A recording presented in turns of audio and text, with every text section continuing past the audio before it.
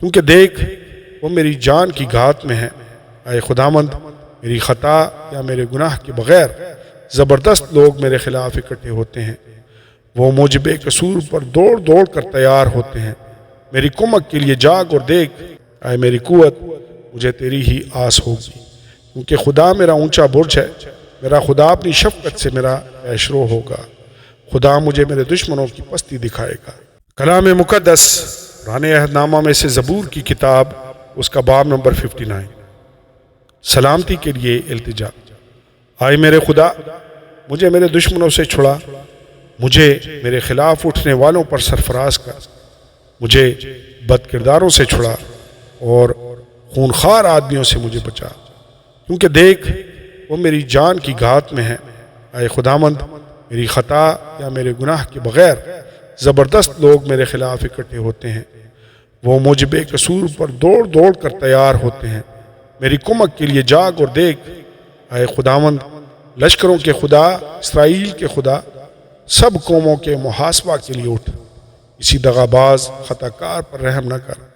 وہ شام کو لوٹتے اور کتے کی طرح بھونکتے ہیں اور شہر کے گرد پھرتے ہیں۔ دیکھ وہ اپنے منہ سے ڈکارتے ہیں، ان کے لبوں کے اندر تلواریں ہیں، کیونکہ وہ کہتے ہیں کون سنتا ہے۔ اور اے خداوند، تو ان پر ہنسے گا، تو تمام قوموں کو ٹھٹھوں میں اڑائے گا۔ اے میری قوت، مجھے تیری ہی آس ہوگی، کیونکہ خدا میرا اونچا برج ہے۔ میرا خدا اپنی شفقت سے میرا پیشرو ہوگا۔ خدا مجھے میرے دشمنوں کی پستی دکھائے گا۔ ان کو قتل نہ کر، مبادہ میرے لوگ بھول جائیں۔ اے خداوند، اے ہماری سپر، اپنی قدرت سے ان کو پراگندہ کر کے پست کر دے۔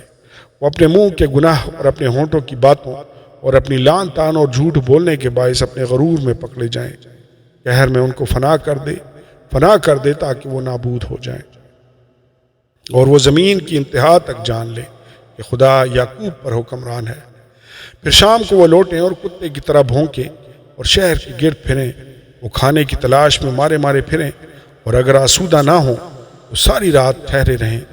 لیکن میں تیری قدرت کا گیت گاؤں گا، بلکہ صبح کو بلند آواز سے تیری شفقت کا گیت گاؤں گا، کیونکہ تو میرا اونچا برج ہے اور میری مصیبت کے دن میری پناہ گاہ۔